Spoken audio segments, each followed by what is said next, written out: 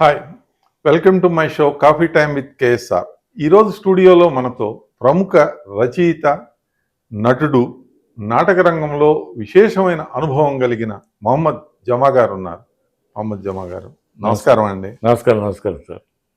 మీరు సుదీర్ఘమైన ప్రయాణం స్టేట్ గవర్నమెంట్లో, అంటే కోఆపరేటివ్ సెక్టర్లో సుదీర్ఘమైన 35 సంవత్సరాల పాటు పనిచేశారు. ఆ పనిచేసే క్రమంలోనే మీకు నాటక రంగంతో అభిరుచి ఏర్పడింది. మీరు రచయిత కూడా. మరి ఈ కళాభిరుచి ఏర్పడటానికి ప్రధానమైన కారణం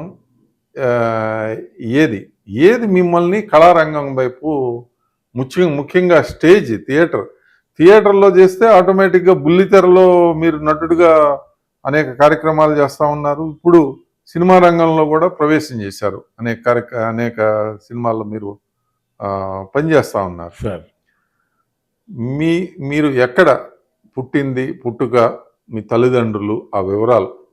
నేను పుట్టింది తాడేపల్లిగూడెం అండి. తాడేపల్లిగూడెం, వెస్ట్ గోదావరి. అప్పుడు మా నాన్నగారు పెద్ద బిజినెస్ చేసేవారు. అక్కడ పెద్ద కిరాణా కొట్టు ఉండేది, మూసా అండ్ కో అని. మా నాన్నగారి పేరు మూసా సాహెబ్ అండి. ఆయన తర్వాత ఆయన వృత్తిరీత్యా ఇక్కడ సెటిల్ అయిపోయారండి హైదరాబాద్లో. మదార్ సాహెబ్ మక్తా అని రాజ్భవన్ ఎదుర్కొనే ఉంటుంది. అవును, ఉందండి మక్తా. మేము, మా మదర్ ఏమో సామర్లకోట, ఈస్ట్ గోదావరి డిస్ట్రిక్ట్.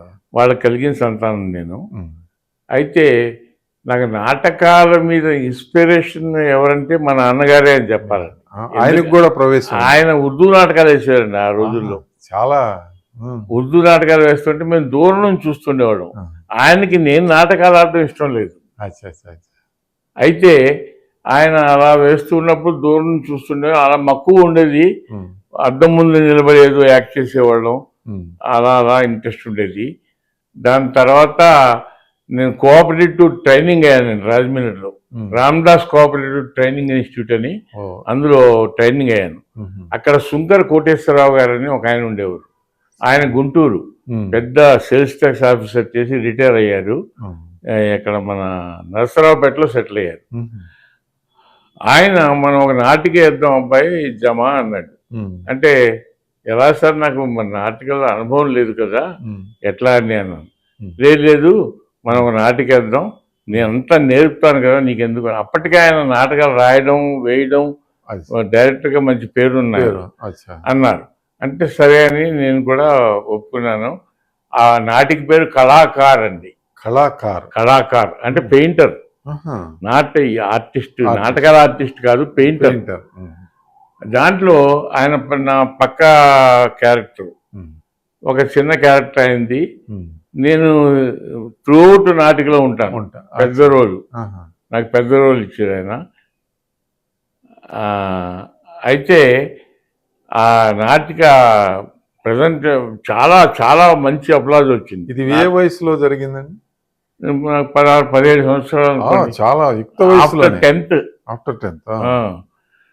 అయితే జరిగేసరికి నాకు ప్రైజ్ రాదు, ఎందుకంటే ఆయన చాలా పెద్ద ఆర్టిస్ట్ కదా, ఆయనకే ప్రైజ్ వస్తుందని అందరూ అనుకున్నారు. నేను కూడా అలాగే అనుకున్నాను. కానీ నాకు బెస్ట్ యాక్టర్ వచ్చింది. బెస్ట్ యాక్టర్ వచ్చేసరికి అరే ఏదో ఉంది నాలో, సంథింగ్ ఈజ్ దేర్ అని చెప్పేసి అప్పటి నుంచి నేను నాటకాల వైపు బాగా కాన్సన్ట్రేట్ చేసి పరిషత్తులకు వెళ్ళడం, ఎన్నో బహుమతులు తీసుకోవడం, సుమారు 100 బహుమతుల వరకు వచ్చాయండి నాకు. ప్రముఖంగా మిమ్మల్ని బాగా ఇంట్రెస్టెడ్గా మిమ్మల్ని ప్రోత్సహించిన పరిషత్ ఏదండి? పరిషత్తులు చాలా ఉన్నాయండి. అన్ని పరిషత్తులు ఆల్మోస్ట్ ఆల్ తిరిగాను. లలిత కళా నికేతన్ అని రాజమండ్రిలో ఒక పరిషత్తు ఉండేదండి అప్పుడు, ఆ రోజుల్లో. ఇప్పుడు లేదనుకోండి. ఆ పరిషత్తుకి మాత్రం దేశంలో ఉన్న అందరూ, 2 రాష్ట్రాల్లో, ఇప్పుడు 2 రాష్ట్రాలు, ఒకటే రాష్ట్రం కదండి, తెలుగు వాళ్ళందరూ వచ్చేవారు. హేమాహేమి నాటకాలు చూస్తుండేవాళ్ళం మేము. అప్పుడు బాగా ఇన్స్పైర్, చిన్న పిల్లలం మేము, బాగా ఇన్స్పైర్ అయ్యేవాళ్ళం. అలాగా నాటకాల వైపు నాకు ఆకర్షిస్తున్నాయి. చాలా నాటకాలు వేశాను. 3 నంది అవార్డులు వచ్చేసారు నాకు నాటకాల్లో. ఏ నాటకాలకు వచ్చినాయి? అది శత్రు అని ఒక నాటిక వేసామండి. ఇక్కడికి రమణ ప్రభు గారని డైరెక్టర్, హైదరాబాదే. నేను అప్పుడు హైదరాబాద్ సెటిల్ అయిపోయానండి. అయితే రమణ ప్రభు గారు నాకు ఆ నాటికలో నాకు బెస్ట్ కమీడియన్గా వచ్చింది. First Nandi award. Second Nandi award 2012లో నేను విజయనగరం ఈ నంది నాటకోత్సవాలకి జడ్జిగా వెళ్ళాను. జడ్జిగా వెళ్తే అక్కడ నాకు వచ్చింది ఒక నంది. తర్వాత టీవీలో వచ్చిందండి, టీవీలో థర్డ్. టీవీలో రావడం అంటే మామూలు విషయం కాదండి. దూరదర్శన్లో మిగతా అన్ని ఛానల్స్ లో కలిపి చూసి చాలా పోటీ ఉంటుంది. ఆ కాంపిటీషన్ లో నాకు బెస్ట్ క్యారెక్టర్ ఆర్టిస్ట్ గా వచ్చింది. అది నేను జీవితంలో మర్చిపోలేనండి. నిజంగా 3 నంది అవార్డు వచ్చిందండి. అది జ్ఞాపకాలని ఒక టెలిఫిలిం అండి, దూరదర్శన్లో ప్రసారం అయింది. టెలిఫిలిం దానికి సముద్రం శ్రీనివాస్ గారని ఆయన డైరెక్ట్ చేశాడు, ఆయనే రాశాడు. దానికి వేరే ప్రొడ్యూసర్స్ అనుకోండి. దానికి నంది అవార్డు వస్తుంది నేను అసలు ఊహించలేదు.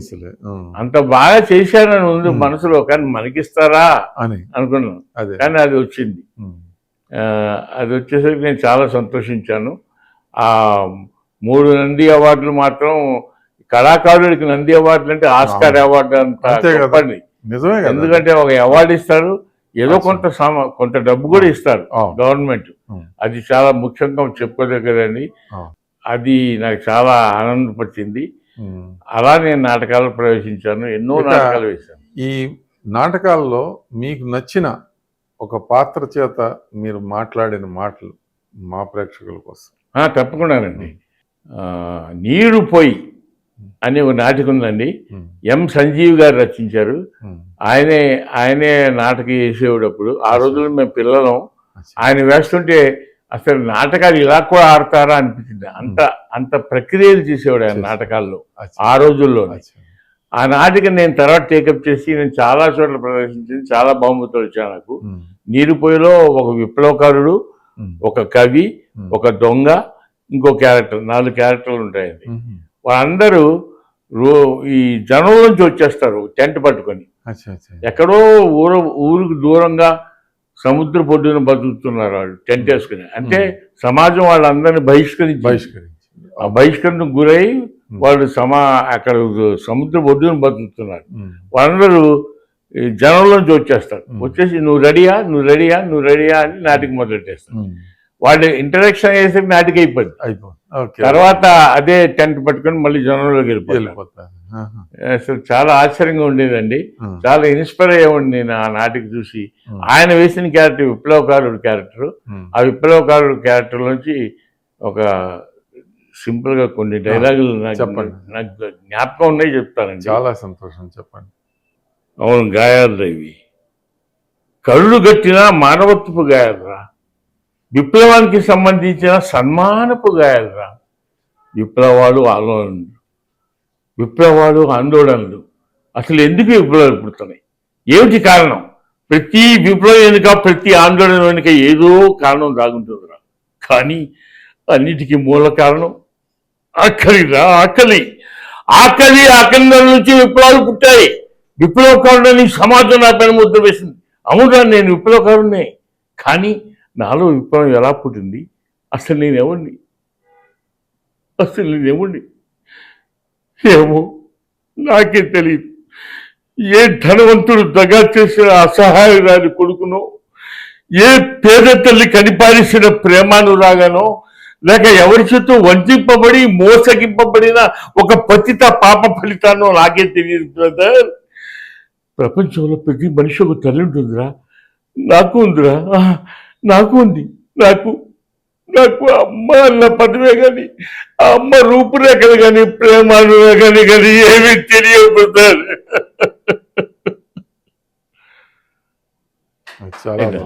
Thank you sir. చాలా బాగుంది, చాలా ఎమోషనల్గా ఉందండి. అందుకనే మీకు అవార్డులు వచ్చినాయి అని అంటే దానికి కారణం కూడా, దాని వెనక మీ కృషి కూడా కనిపిస్తూ ఉంది. ఇంకా చాలా నాటికలు చాలా ఉన్నాయి కానివ్వండి, చాలా టైం సరిపోతుంది, చాలా చెప్పాలి దాని గురించి. ఇక నాటకాలు వేసిన వేషాలంటే మాకు నాటకాలే గుర్తుకొస్తాయి. సినిమాలు టీవీలో జాషువా గారితో ఏమన్నా ఆయన వేసిన నాటకాలు వేసామండి, నటనాలయం అట్లా అప్పుడు వేసాము. కానీ పరిచయాలు మాకు తక్కువ. మాకు బాగా పరిచయాలు ఉన్నాయి. రావు గోపాలరావు గారు, K Venkateswararao Andhra university stage director. అప్పుడు వాళ్ళు నాటకాలు వేసేవారు. వాళ్ళ నాటకాలు చూసి బాగా ఇన్స్పైర్ అయ్యేవాళ్ళు. మీ వివాహం ఏ సమయంలో జరిగిందండి? ఏ వయసులో? వివాహం అంటే వయసు అంటే 20 దాటి ఉంటుందండి. 20-25 లోపు ఉంటుంది. ఆ రోజుల్లో మా అత్తో ద్రాక్షారం అండి. ద్రాక్షారామం. మా నాన్నగారు వ్యాపార రీత్యా ఊర్లు తిరిగేవారు కదా. నేను రాజమండ్రిలోనే ఇక ఎలిమెంటరీ కానీ స్కూల్ 10th 11th పియూసీ చదివాను ఆర్ట్స్ కాలేజీలో. మరి రాజమండ్రిలో చదవటం వల్ల మీకు ఈ కళారంగం మీద మంచి అవగాహన చాలా కరెక్ట్ గా చెప్పారు సార్. దొరికింది. చాలా కరెక్ట్ అండి. ఎందుకంటే ముద్దు రాజమహేంద్రవరం అంటే కళలకు పుట్టిల్లు.